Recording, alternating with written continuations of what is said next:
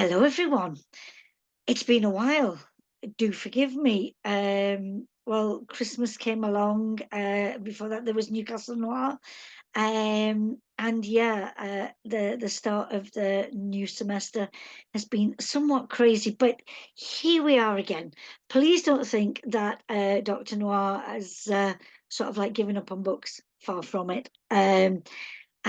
So to be back with books and be back with authors and to be able to bring you an author that we've already spoken to. If you have a look back, if you've not had a chance to listen to today's author, then please do, because you might gain even some more insight into NV Peacock.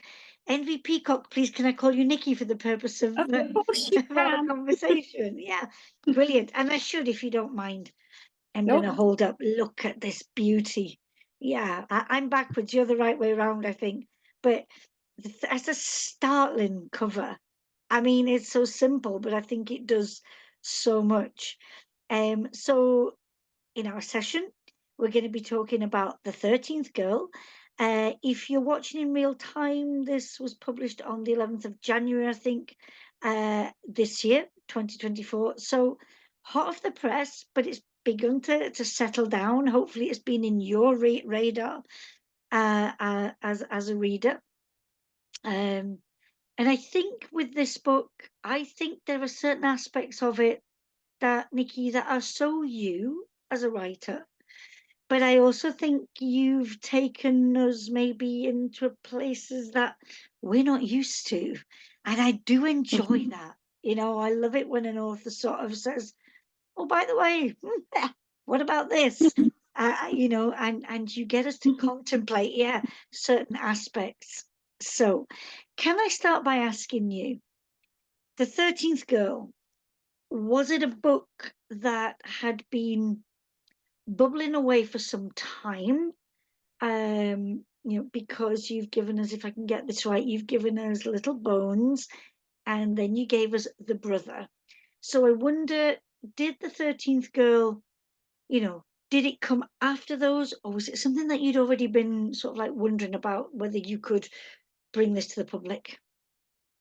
Well, I wrote it straight after Little Bones, Okay. and I started it, and it took a while to, I suppose, for me to be happy with how it was sounding, because I was in the mind of someone who had mental health difficulties, Mhm. and I'd never had those particular mental health difficulties, so it was hard to kind of echo the right voice. And then I kind of got interested in the Golden State Killer case, and then the forensic genealogy of the brother, the book, started to kind of bubble harder. And I just thought, no, I need to, that's more kind of, I suppose, on trend at the time. So I thought I'll get the brother out first. And he came, and she came much easier as voices, because they, Oh, well, not to say the brother wasn't disturbed in any way, because clearly yeah. he was. Yeah. But yeah, they felt like, shockingly, they came easier than D in 13th Girl, came a little bit harder for me to write. Mm. And just to talk about that sense of you bringing us protagonists that have their issues, shall we say? Mhm. And for you, I wonder, is it important for you as an author that it's not just a matter of your own creativity exploring something, but are you wanting us as readers to get to know, a character, a protagonist with their own set of difficulties and what that might Definitely. mean? I mean, I think with every book, each protagonist is going to have some kind of mental health issue, whether they admit it to themselves or not. And unfortunately, a lot of those issues do get lumbered into the kind of the dark side of the character. Yeah. So you'll have like a lot of alcoholics, for example, in a lot of thrillers, because it's a great kind of ploy to make them forget things or not quite believe themselves on what they're seeing. And I think a lot will have depression, and therefore will limit their kind of movement within the book, so that they kind of help to a degree from the author's kind of point of view to make the plot move forward.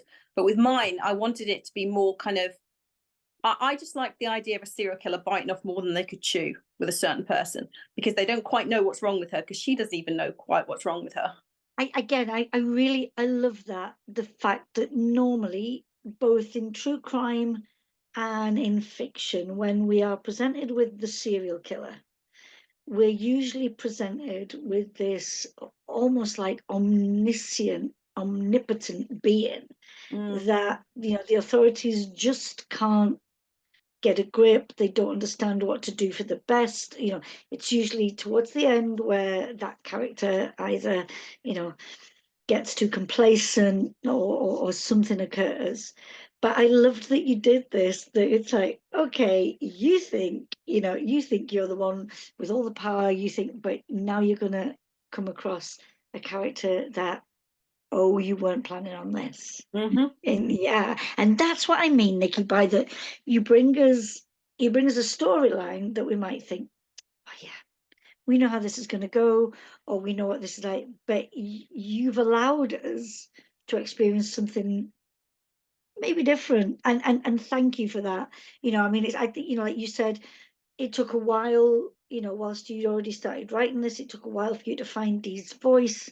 And so thank you for spending that time, for devoting those energies in order that we can.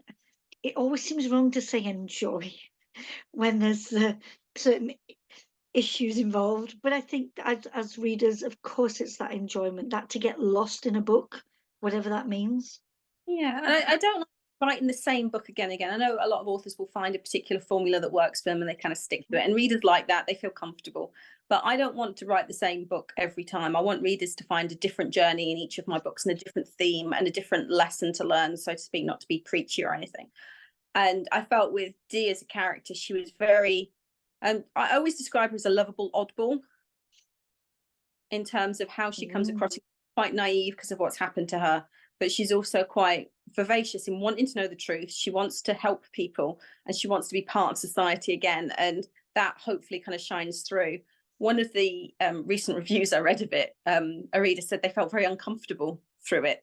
And I thought, although I think they actually meant it as a negative, I took that as a positive, thinking, well, if I can make you feel that whilst reading it. I mean, any emotion, you can make a reader feel love, you can make them feel hate, you can make them feel hard done by, but to make someone actually uncomfortable in a narration, then I think I kind of did my job there. I totally wholeheartedly agree, because I think the power of words, and the power of atmosphere that is created in a book. I mean, I would say it's the idea of being challenged as a reader as well, because I'm sure many of us have come across people, either in our professional life or in everyday life, interacting with people, where we might have come across people that we don't know how to deal with them. Mm. That they do make us feel uncomfortable because they take us out of our comfort zone of how we interact with people. And yeah, I know you said at the beginning, you don't want it to be like preachy, and there's a lesson to be learned. But I think we're questioned about how we react to people. How would we behave in a certain way with a certain person and what they've been through? And I think with, you've alluded to, some of those experiences for Dee, and it's how would we then support? How would we understand? Would we? So yeah, so thank you for that feeling of not in the comfort zone. I think that's good. Now, as somebody, myself with a previous religious background, I was intrigued as to you know Dee's, that aspect of her life experience, of her character. Why was it important for you to include those elements in the book? The religious elements. Yeah, yeah. I'll come back to mental health, but I was so struck by the religious elements, and I just wondered, why that? It was part and parcel with the whole. So Dee can't really escape how people see her and view her because she was in a documentary when she was a teenager, and that documentary was all about her being exorcised. So her mental health condition is amygdala. No, I'm not ruining the book or anything. This is all available, but her mental health condition is amygdala hijacking, which means that the amygdala is what controls your fight or flight responses to things, and if it gets damaged at an early age, like hers was, then it can become erratic. So something that wouldn't upset you normally would then turn you into a whirling dervish of violence, you know, like I've ran out of salt and therefore I'm going to go nuts, or I've run out of salt and I'm running now. And your body tells you to do something. And unfortunately, with instinct, we do tend to react on that. So with her violent tendencies, she was sort of, I suppose, pinpointed by a unscrupulous person as being possessed because they wanted to make a documentary. They thought it would be great for them, and they brought in people that didn't really know what they were doing, and that's how she kind of ended up on the religious train, so to speak. So she doesn't really know. I mean, for all she knows, she's got amygdala hijacking. That's what the institution, that's what the doctors are telling her. Mhm. But she's also got this kind of side to her that she doesn't quite understand, and she puts a lot of faith in God, and she prays a lot, and she gets everything under control, but she gets it under control through a combination of prayer and medication. So I think to myself, well, putting myself in that position, I would be very much a case of, well, if it's both working, I'm not going to change it. You know, I'm not going to rock the boat. I'm going to keep going. And that to me is Dee's kind of plan, is that she doesn't 100% believe in everything, but she likes it to comfort, and she talks to God because not many other people talk to her, bless her. And you know, and she just finds a little comfort, and her best friend is a priest, so she can't really help but kind of be Yeah. attracted to that side. Yeah. So that's why that kind of entered in. And I didn't vilify the church like a lot of people would do, and I certainly didn't Exactly. vilify the mental health system like, again, a lot of people would do. So I made sure that there was villains in other places. Yeah, I again, I really welcomed that, because I think, especially in, that social media, mediatic world that we live in, those institutions, it's easy to take aim at them. Mm. And, you know, you could say, well, there's no smoke without fire, but it's also, you can't blanketly say that either mental health institutions or any kind of faith and the institutions around a faith are all negative, are No, all against the human being, and not at all. I appreciated that you didn't go down that route. Yeah. I think, you know, when it comes to church, faith, institutions, anything like that, they're only as good as the people working in it. And people can vary in degrees of kind of from evil through to good and everything in between. So you can't judge a whole institution or a whole faith just purely on a few's actions. Yeah, yeah, well, without a doubt, without a doubt. Again, coming back to you before we get like to nitty gritty things, I think I've gone the other way around, which is typical of me, these bigger picture things, but that's okay because it's where we lead in. So I don't know, in your, in your everyday life, because sadly we've never had a chance to share physical space. But I don't know if you're some kind of activist, but it would seem that in your writing, you are keen to call out injustice. And I wondered if that is a thread through your life and that just doesn't appear on the written page. Kind of. I mean, I've never hid this, but I hate bullies. I can't stand bullies. When I Mm. was working full time, I would always call them out on things. I can't stand to see someone else being bullied. And, you know, I would be horrified if someone accused me of doing it. I just think Mhm. it's one of the most, you know, it's belittling and pointless.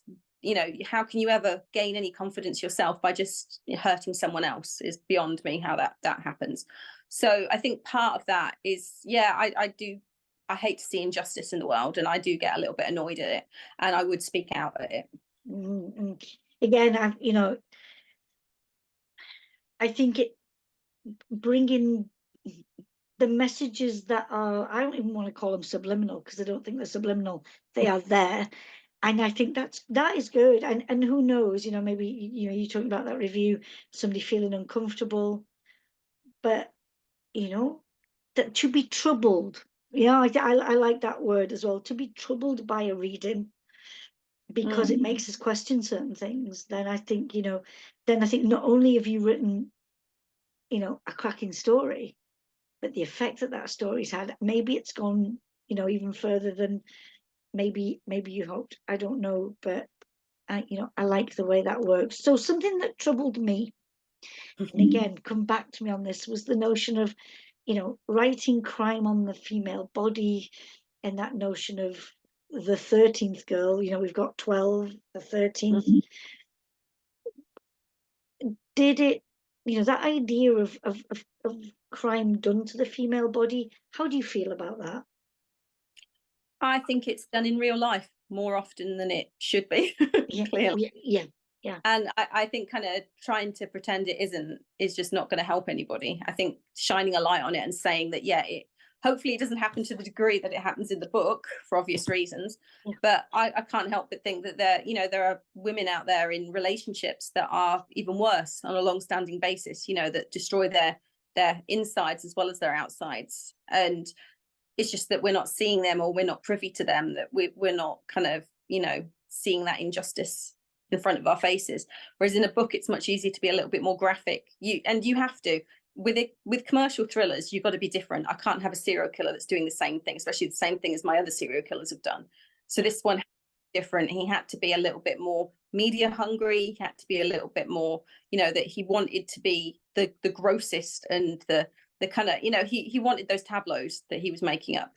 yeah. And if he didn't, he wouldn't do them. And the fact he just kept getting away with it, and and just the whole kind of the ethos of the horror, I guess, part of it as well. Yes. And you only have to look back through some of the crimes against women in the past. I mean, the Yorkshire Ripper, for Yeah, example, and yeah. the Suffolk Strangler, and people along those lines in this country, and what they did to women. And it's horrific. So I think that shying away from it doesn't do the crime any justice. Yeah, I personally agree with you with that. I was just, like, wow.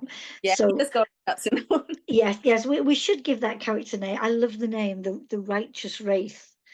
Yeah, yeah. I Well, wonder, he named himself.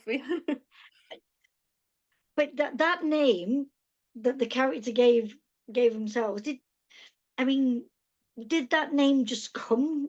Did you spend time over that? Or was it sitting there just waiting for you to, did he speak that voice out, that name, that identity, and it just went on the page very easily for you? Yeah, pretty much. It was just there. A lot of names tend to come to me just straight off the bat. Mhm. So, and I don't question it anymore, because I think that just takes time procrastinating. Oh, let me look through this baby book for more names. I just think that's a procrastination. So I just give them names. If I have a character that a name doesn't come to me straight away, I call them Bob. All So right, Bob and one, Bob two, and then and until that then name, some name will come up organically once I'm kind of yeah. right. But he pretty much came straight out the gate as the Righteous Wraith. And given that identity and what the actions, shall we say, of that character, were you in any way scared? I don't know, I don't know if scared is the right word. Come back to that, disturbed, troubled by what you created. What you think? I'm not going to go around killing people. And no, but I just think it's the idea of, Oh, when an author, I'm glad you're not, but when an author, you know, fashions, and I always think there's more than, it's not just the agency of the author involved here. To me, there's much more at play. Um, that sense of like, oh my God, what is emerging? Did you have a moment like that when this character began to take shape? Or did you feel very much in control, and it was okay? You knew what you were willing to do, how far you were willing to go with this character? I Oh think it no. was. I knew he was willing to go as far as it took because he wanted the spotlight. And after that came to me, I was like, well, there's no limit there, then, is there? Because everything's been done before. Everything's been out there, and with crime series and thrillers, and in real life, then he had a lot to live up to. So he really had to go that extra, grim mile to. Yeah, yeah. And you bring up that aspect as well of, because of Dee's own experience of the documentary, and then thinking, okay, so a true crime documentary, the power of the media. Are you, I don't know, would you do your own documentary, do you think? Well, between you and me, I might be starting my own true crime podcast soon. Oh, yes. Wonderful. I would be amazing. Yeah, yeah. Just because I think it's so very clear in your writing and in your research, you get deep into things. And so I think Yeah, it I would, go down the rabbit hole pretty hard. yeah, yeah. And I think how wonderful if, you could bring your own style to that aspect as well, so that, not just fiction, but do a true crime. Because I just think, yeah, the way you write about things, I would love to listen to you speak about things. Oh. Well, Yeah, hopefully, crossed. If things go well, then I'll yeah, get into the details. yeah. Perhaps you can come on. That'd be great. Wow, if with What pleasure, if you've got I, roles? yeah. Oh, that would be great. I mean, I have to say, I mean, I'm more of a please don't take me to the edge of reality, because that's No. just, what's contained in a book, it can be monstrous, it can be disturbing, it can be everything, but I know there's going to be a point where I can go bing and it's put to bed. And the Mm, whole thing with true crime, it's like, as you say, writing about these things go on, and they are going on out there, and sadly at some part of the world, either officially or unofficially, they are going on as we speak. Um, so I think it scares me more, but it would not, honestly, it would be lovely to be in conversation with you, Nikki, because it's, you know, I only said we can't do more of this, in the sense of I'd love to pop round or say to you, let's go for coffee and let's chat more. So if there's a chance to do that, I would love that. Now, definitely Saint, how do you say? Is it Saint Alders? Alders? an Alders, but Saint you can Alders. you want. She's a saint, so and she looks after people with mental health difficulties. So she is a real saint. She Mm. existed. Yeah. How did you find out about her? Oh, I just googled. I'm not a historian or anything. I just sort of googled the best Mhm, name for something like that, and it popped, so I just went with it. mhm.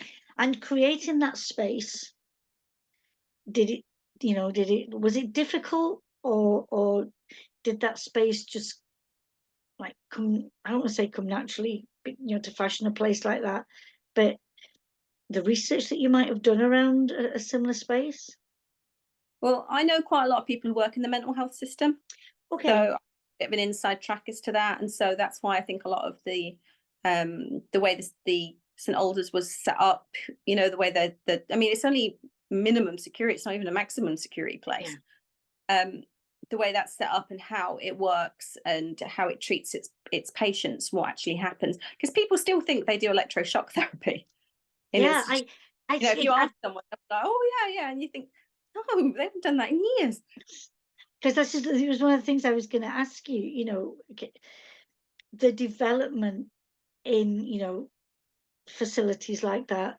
Sort of, how much have things changed? And it sounds like to a certain degree things have changed considerably. Definitely, yeah. It's Yeah. I mean, if you look back even perhaps even 100 years, and you were having women committed by their husbands because they wanted to remarry again. So Wow. Yeah. you had like women were the main kind of victims, I guess, of that kind of scam, that or they couldn't produce an heir, so they were said to be mad, and therefore they were then shoved off into an asylum so the man could remarry. Okay. So again, without giving too much away, because we want people to read the book and get in there, these experience of a space like St. Alders, how does she fare in it? She actually loves it there because she was quite young when she went in, and she went in from being quite kind of something bad happening to her, then something worse happening to her with the documentary. And she needed somewhere to call home. She needed somewhere where people understood her and could help her. And St. Alders was there to do that. And she spent so much of her time there. And the people there, I mean, she describes all the people there all having different problems, and all having like lots of different personalities, and and coming in and out of her life, and that just became who she was and how she grew up and how she got her social skills, which does her some justice, because obviously the way she can see things and the way she can kind of perceive certain people, but also it left her quite naive as to the real world and how it works and what people are like in social situations. Like, she finds her work life as part of her kind of release, she has to have a part-time job. Yeah. And the job doesn't go very well because she doesn't quite understand how an office works, because she's never been in one before, and she's never been in a position where she's got people that are talking about her all the time, or kind of, you know, talking about other people all the time, and she doesn't know that gossip is part of how the social interaction works. And so Yeah. to her, it makes people are mean. Yeah. I I don't want to give too much away, but how to say this? Um, I'll just say this, that you brought back a character that we might already be familiar with. Can I say that? Just Yeah, yeah, you can say. yeah. And I wondered about that idea of that that interaction, a previous character and Dee. Did you know when you set off that you would do that, or was it as the 13th girl developed that it was almost like, oh, this would make sense? It was, so originally going to be the epilogue, Yeah. but then that changed because they wanted a more kind of, I suppose, a shocking epilogue. The publishers asked for something different, so I was like, okay, so I changed that to make it towards the end. I'm assuming that's what you mean. Yeah. Yeah, yeah, yeah, yeah, yeah, yeah, yeah, yeah, yeah. I, end, and that was just me wanting my kind of protagonist to be in a, I suppose, not giving too much away, but left in safe hands. Yes, quite.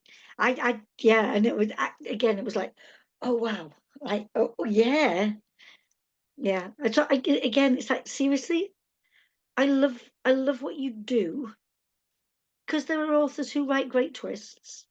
Mm-hmm. But you've got a bit of a magic in what you do. It's like, gee, whoa. It's not just, I was intrigued by that. It's almost like you rock the boat in an amazing way. And it's like, and it's okay. It's not like, I don't like, yeah, it's like, I don't like what you're doing. It's like, I really love what you're doing. Yeah, to bring that about. Another aspect that was a little bit tricky. Um, and can I call it this? Problematic motherhood. Okay. Yeah. And it made me think, because having avoided certain things that are typical, maybe the notion of, you know, mothers not getting things right, or mothers bringing their own issues and baggage into something. How to say this without being too personal? Was there any catharsis in there for you? No, actually, I've had more characters closer to my own mum than the one in 13th Girl. The one in 13th Girl, people say they hate her, and it's like, I didn't actually write her that way. I wrote her in, I was trying for a more sympathetic way with her, because bearing in mind her daughter's been, she kind of left motherhood when her daughter went away from her at 12. So she didn't really have that time with her, and she's had all that time apart, and they weren't really in contact, because that happens a lot in these kind of situations. Contact is kind of becomes, once a week to once a month to on special occasions to then not at all. And that is quite common. It's sad but common. And suddenly she's got this girl back in her life, and she can only rewind to her being 12. She can't concept that this woman isn't this teenage girl that the last time she saw her. And obviously, we don't know really how bad Dee was, because Dee doesn't really talk about it as to before she went into, so you haven't got the full story. And I feel like, yeah, she gets very impatient with her, but I feel like that happens with a lot of people with mental health issues. At some point your patience is going to wear thin. Someone's telling you the same thing again and again, they're not changing, you're trying to help them and nothing's happening. Then if you're not a trained professional, that isn't your job, then you are going to get a little, and almost rightly so sometimes. And even Dee says that, it can happen, the darkness shows through when the patience wears out. So I didn't write her as a bad character, and certainly the dad wasn't a bad character. They were trying their best with what they knew. Yeah, exactly. That it's not this black and white.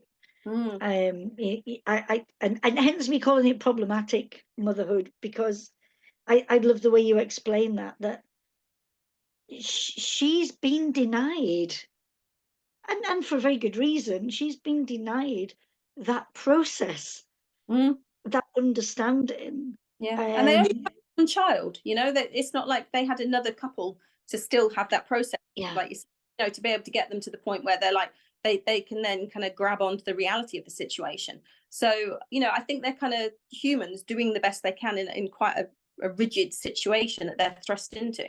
yeah. But again, I mean, I'm intrigued at how, as readers, how we view these these aspects, and what we are expecting, and how easy it is, you know to condemn someone for not getting it right. Mm, But maybe that's the thing, because the truth of the matter is we don't understand.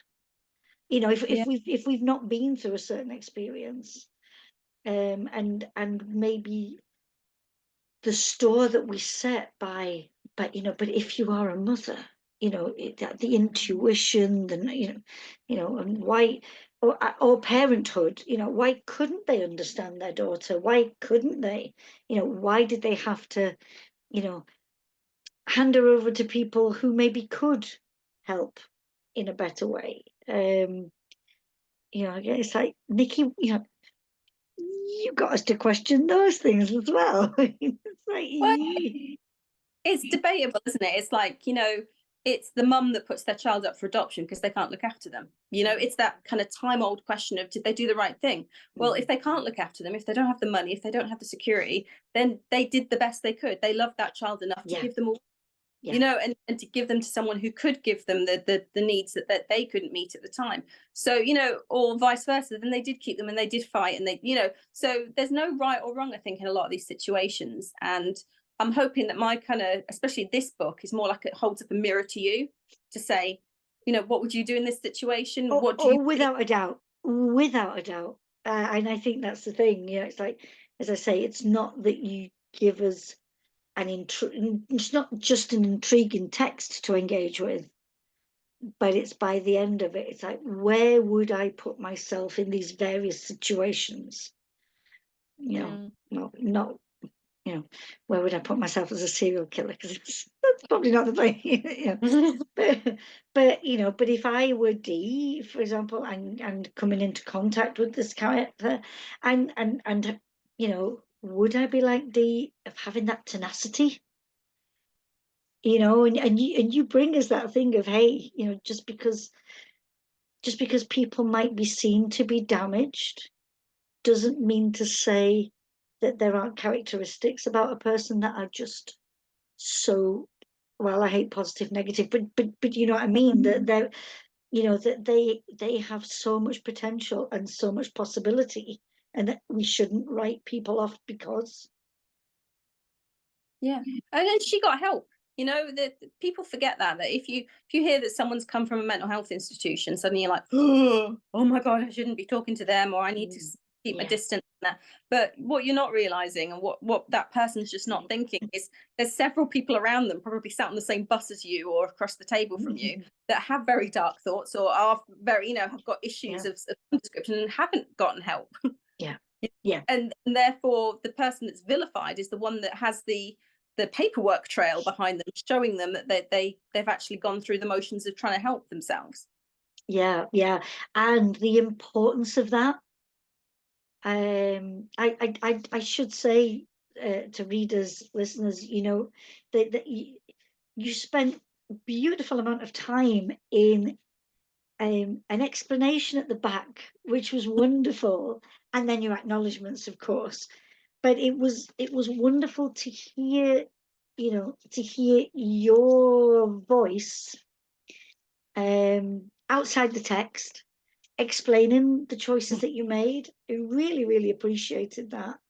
Um, and yeah, I don't know. It's like you say, I wanted to write a book that didn't just vilify the usual suspects. We said, and I ensured that characters such as Father Jacob and even St. Alders itself was trying their best, and no sinister agendas, because I think that is so typical of Mm. even just regular crime fiction, that if a church is mentioned, or a member of a religious order, it's almost like, da, da, da. and it's like, you And that's the killer. yeah, and you stayed away from that, and that was wonderful. Thank you, thank you, thank you. Okay, so 3 books. Hmm. So a couple of what did this book do for you that maybe the other two didn't? That's my first question, sort of like general overview. And then the second is of all the aspects, because there's some awesome parts throughout this. If you had to pick one, what would it be? So those are my 2 questions. Are they okay? Yeah, of course. Yeah. I think you probably hit the nail on the head already. The 30th girl gave me a bit of a soapbox to kind of talk about Mhm. things and to put, my kind of, I suppose, my opinions as a person across, not just as an author, to say about mental health and how it's treated nowadays. And the things are getting better, but they're still not great. And especially when it comes to writers and mental health, I think that's something that desperately needs some kind of attention, Yes. because as sole traders, we don't have company kind of mental health schemes. We don't have anyone looking after our Mm. mental health. And the journeys that we go on include everything from procrastination to rejection to criticism to, everything, imposter syndrome, the things that we all suffer, we all tend to suffer alone and in silence. And I think that that's quite, that's not great. And purely just because it's mostly, it's obviously this isn't, included, but it's quite a lone profession. You are Yeah. computer on your own, whether that's doing the rabbit hole of research or actually writing the book itself or editing the book. And the few people that you do work with, so like you work with your agent and you work with your editor, they're just doing their day jobs and they have that support on their side, but we don't have any support on this. And especially if you do write kind of, I'm not being funny, but dark and disturbing stuff, I Mhm. like it. I'm okay with it. But there's going to be some people that it's going to sit with and that it's not going to be quite right with. And again, how do you kind of purge that from your system to then go about your daily life? Yeah, yeah. I thank you for bringing that out as well. So not just I want to draw attention to these issues, but to speak about that as, the writer's journey. Normally if you belong even to the smallest of companies or organizations, people can see if you're starting to burn out. People can see if you're starting to do too much. People can see if you're struggling with something. Usually, hopefully we're fortunate enough to have colleagues that say, hey, are you okay? Whereas Mm, as that lone operator, very often there isn't, yeah, there isn't that mm. sort of care around, your journey. Yeah. Yeah, and Thank I think you. there's a massive misconception as well with authors that we're just dallying around all day having lunch and kind of living our best lives. And we're really, well, I'm not, I can't say talk about everybody, but Mhm, I think the majority of us are just working really hard. And Jackie, I can be honest and sort of say, since I went full-time writing, it's been nearly 2 years now. mhm. And I haven't had a proper day off. I've probably had a 2-day break in that time. Yes, yeah, yeah, Every other day I'm doing something. I'm either doing interviews or I'm doing promo work, I'm doing edits, I'm doing writing, I'm doing plotting, I'm doing research, and I run a writers group as well. So I'm helping other people do all those things. So I haven't had like a proper day off in ages. Whereas when I used to work in an office, I would have every weekend. I would have yes. after 5 o'clock. There You would be that natural break, yeah, isn't it? Yeah, yeah. yeah. There would be some kind of downtime, and so I didn't get as burnt out. And it is quite, like I said, it can be quite difficult to take that time as well, because on that 2 days that I went away, I was just kind of thinking I should be doing this, I should be doing that, I should be making notes on that, and it wasn't the same, and I felt guilty for taking that time. Yeah, I wonder what can be done to gather you all up and say it's fine, it's okay. Even if it's just a day of doing absolutely nothing, a day of stay in your pajamas or whatever, and just be, or go to an art gallery and just wander and be allowed. Well, I'm not saying Maybe- I ever get out my pajamas, but I'm still working. yeah, yeah. And so, um, the part that you are proudest of Mm. in the book, if you can, I know it's hard to make, a decision. Maybe you need 2 parts. If you want to talk about 2 parts, then please do. I don't need you to say I can't make one. Say what you can say. I think the proudest part would give something away Okay, because it's at the ending, and I think if okay. if viewers will read the book, they'll see the ending and how that kind of turns out, and therefore you'll see the bit that I'm kind of most proudest. But the bit that I could probably talk about is just, I guess, more the empathy that Dee has for other people, like getting it across that she isn't, she's damaged, but she's not deranged. She's not. That there's a big difference, because I think a lot of people lump the same things into each category. I discovered sort of in research and that a lot of people assume schizophrenia is actually dissociative identity disorder, that you've got different, you've got like a different personality, and that's not it at all. Schizophrenia is something completely different. And unfortunately, the media's kind of prolonged this kind of Oh yeah, myth. yeah. And I just liked to get across, I think I was quite proud that I could get across the difference between the two, and do it from the point of view from Dee, to someone who's living it and someone who's there, and give her a voice. Yes, yes, yes, yes, definitely.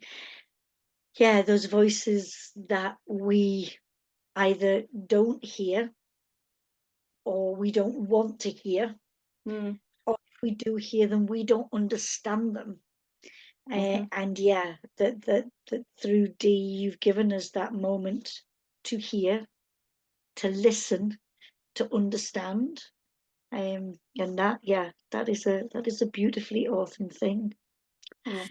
And I know, Nikki, go you on, mentioned the say, front cover of the book. yeah, Uh, when I gave it to my mum always gets the first out of the box of the author copies, and she said to me, "Oh, can I have one that isn't rubbed?" And I was like, "I think they're all like that, mum." yes, yeah, well, they are, yeah, Like, I want one that isn't rubbed down. It's like, they're all kind of like that. yeah. How lovely. Again, and the texture. So the Mm. idea of, yeah, making those marks and you can feel the texture, and then the bleeding out. Yeah. Did Yeah, you? it's basically something isn't right, and I love that. I love that the designers did that. That it's there, but it's not quite right. There's something dirty in it. There's something wrong. Yeah, yeah, yeah. And again, it spills out over what we would expect, that we Mm. want to try and put things right, and maybe we can't. We don't have that agency Mm. to do that. Did you have any hand in this, or did you just gladly, you know, give that over and let them do what they wanted to do? It was mainly thanks to my lovely agent, working with the designers and working with the publishers, that she kind of pushed things forward. So I kind of trust her in opinions like this. So I've got to thank you, Madalena. Yeah, yeah. Thank you, Magdalena. Yeah, and thank you, Hira.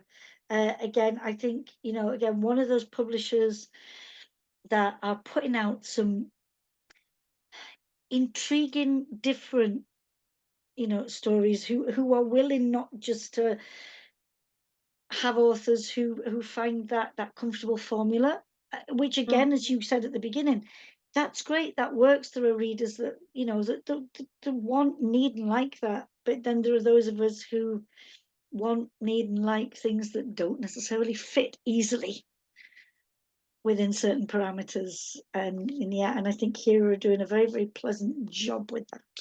So yeah, thank you to them. Nikki, it just remains for me and from all of us from Newcastle Noir to wish you all the very best with the 13th Girl and beyond. Yeah, long, long may you be able to bring us, those tales that leave us with lots of lovely question marks, whilst also tying up, you know, the story. Well, Yeah. a great author's writing for you is to leave reviews on Amazon. Yeah, I've got so to yeah, people please.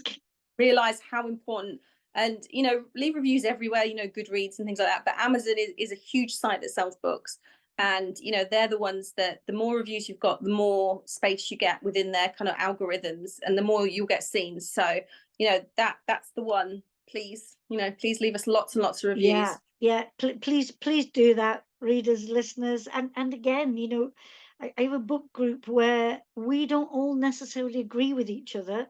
I love where we've got to a space where we can be honest and say what works and what didn't work. And I think that's okay too, that to be honest and say I found it difficult with a certain character, or I didn't expect that ending, or I'm still wondering if. Mm. I think again, reviews that speak to an experience are really important. Yeah. Yeah, yeah, and it's lovely to get acknowledged like that, especially if it's a good review. It's Yeah. nice to kind of hear that. Yeah. Yeah. So until we meet again, wherever that might be, yeah. Readers, listeners, get yourselves into the 13th Girl. And yeah, you're in for an experience of a read, without a doubt. Envy Peacock, Nikki, thank you for our time together. All the best. You too. Thank you. Thanks, Jackie. Bye. Thanks, everyone. Bye. Bye.